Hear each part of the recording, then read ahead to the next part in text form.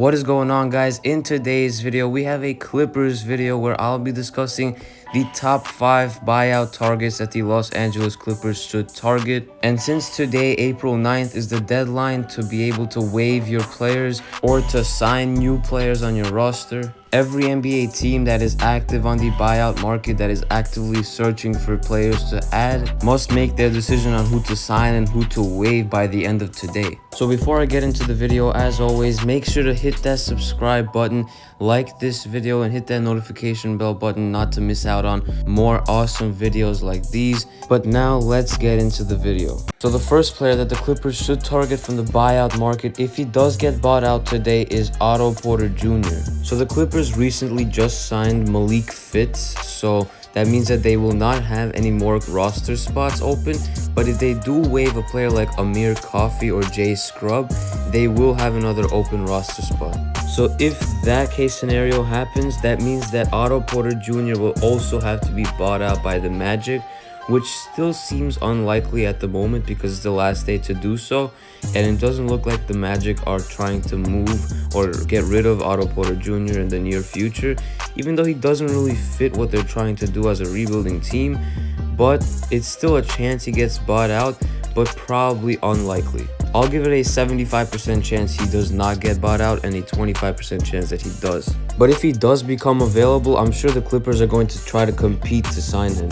And the reason that they should try to sign him if he becomes available is because he's a 3-and-D player, a true 3-and-D player that plays it at a high level whenever he's healthy. And he's still only 27 years old, so he still has a lot of upside. And the Clippers are currently playing Patrick Patterson, Nicholas Batum, Amir Coffey even has some minutes, Terrence Mann, and I think Otto Porter Jr. would definitely be an upgrade over all of those players. And if they do get rid of one of those players, they're probably going to sign a player from the buyout market for sure. But now let's hop into player number 2. So the second player that the Clippers should try to sign if he does become available from the buyout market is Kelly Olynyk. And I also think that he would be a perfect fit for the Clippers if he does become available by the end of today. And this is because of his great shooting abilities, his size, and his defense. So Olynyk is currently in his prime at 29 years old, and he's playing very well for the Rockets right now, as he's averaging 17.5 points per game with the team and about 8 rebounds per game. Before this whole season, he's averaging 11 points, 6 rebounds,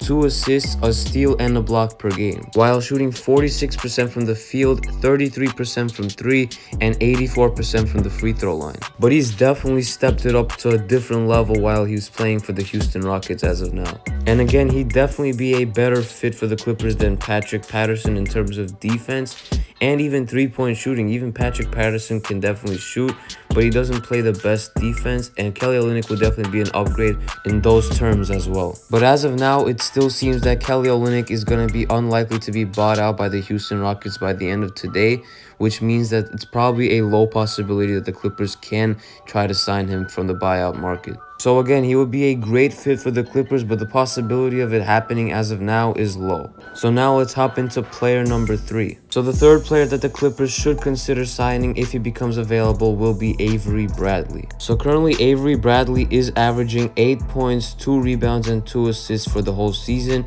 and now he's playing for the Houston Rockets after the Victor Oladipo trade. And recently he said in an interview that he's one of the best perimeter defenders of all time, especially in today's NBA. And I don't think I would say that that is true, but I still like the confidence that he has in his game. So Avery Bradley is 30 years old and can still be a definitely productive player in the NBA, especially in terms of perimeter defense and 3-point shooting. And every team could use a player like an Avery Bradley, but if the Clippers were to create roster space, I'm sure they would be interested in a reunion with Avery Bradley once again. But again, it also seems unlikely that he's going to be bought out by the Houston Rockets, and it would definitely be the best if they would be able to waive him because he just does not fit their timeline right now. And they need a rebuild with Kevin Porter Jr. and Christian Wood. But if they do buy him out, I'm sure they would be interested in a reunion in Avery Bradley. But the question is, if Avery Bradley wants a reunion with them. But if he does decide to sign there, he would definitely have a good rotation spot as a backup shooting guard to Luke Kennard. And I don't think that the Clippers would want to play Luke Kennard off the bench given his big salary and the contract extension that they gave him this summer. But with that being said, I could definitely see Avery Bradley having a secured rotation role on the roster. But now let's hop into player number 4. So the fourth player that the Los Angeles Clippers should target if he becomes available from the buyout market is Cory Joseph. So Cory Joseph is currently on the Detroit Pistons after being traded there for DeLon Wright from the Sacramento Kings. And he has recently stepped it up to another level with the Detroit Pistons. So for the whole season, Cory Joseph averages 7.5 points per game, 3 assists per game, and 2.5 rebounds per game. And he also averages 1 steal per game, while shooting 33% from 3, 47% from the field, and 83% from the free throw line. And Cory Joseph is currently in his prime as well at 29 years old. But in terms of a buyout, it probably still seems unlikely that Cory Joseph is going to be bought out as well. But there's definitely still a possibility that he's going to be bought out by the Pistons by the end of today, especially with the return of Killian Hayes, Saben Lee, and Dennis Smith Jr. And they're obviously a rebuilding team and he does not fit them whatsoever. So hopefully they waive him, but I definitely cannot guarantee that. But if he does get waived, the Clippers should be a top team to try to get him, since they're definitely a championship contending team. And I think he wouldn't mind going back to California again. And he probably isn't the best fit for the Clippers, but he's definitely up there because of his 2-guard ability. And he can definitely play both point guard and shooting guard positions, while also having playoff experience, which would definitely help the Clippers. And he's capable of shooting the 3-ball at a pretty high rate, and he'd probably play the shooting guard position much more than the point guard position because the Clippers are already stacked at the point guard position since they have Patrick Beverley, Reggie Jackson, and Rajon Rondo.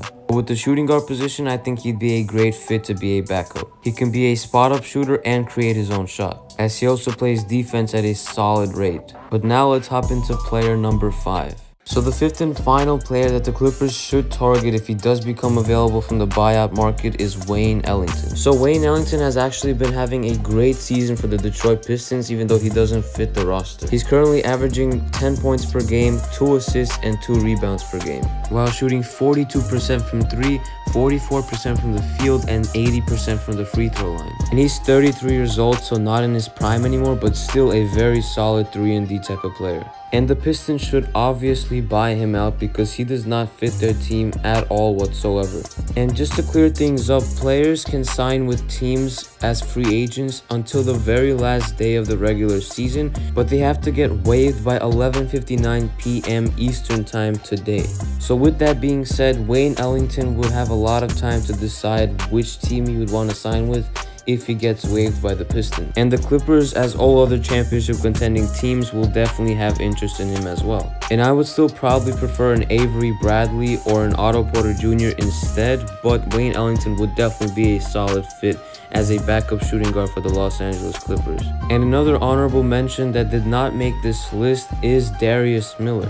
Miller just got waived by the Oklahoma City Thunder yesterday, so he is already clearly a free agent after he clears waivers. So he could become a realistic fit for the Clippers because of his 3-and-D potential as well. And he's already 31 years old, but he's shooting 41% from 3 this season, 46% from the field, and 100% from the free throw line on 12 attempts. So let me know in the comment section down below which player do you think the Clippers should sign from the buyout market, and let me know which one of these players would be the best fit for the Los Angeles Clippers. And if you guys did enjoy this video, again, please make sure to subscribe to the channel, would be definitely appreciated. Like this video. It was KNYT here and I'm out. Peace.